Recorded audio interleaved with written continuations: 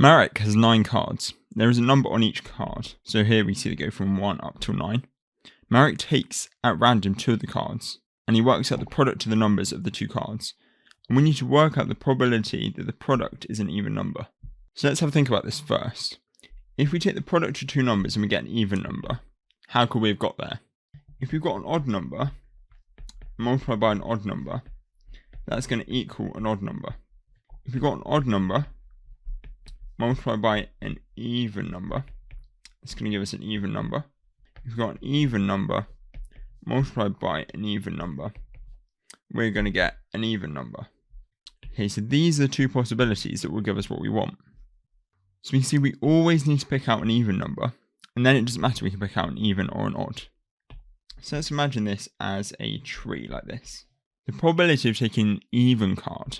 Okay, so we got 1, 2, 3, 4 even cards out of 9.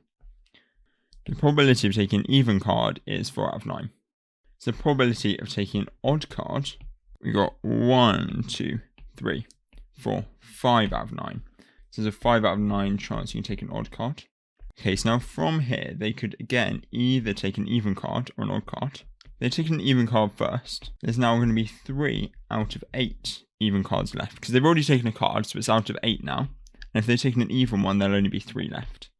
If they've taken an even card, the probability of them getting an odd card, well, there's still 5 odd cards left, but that's only out of 8, so there's a 5 over 8 chance. Okay, so now if they took odd to start with, the probability of taking even, well, we've still got 4 even cards, but we've taken an odd card, so that's out of 8. And if we do odd, we've taken an odd card, so we've only got 4 odd cards left, and then that's out of 8 again. At this point, something to point out is that for AND, we use multiplication, for OR, we use addition. And you'll see what that means in a second.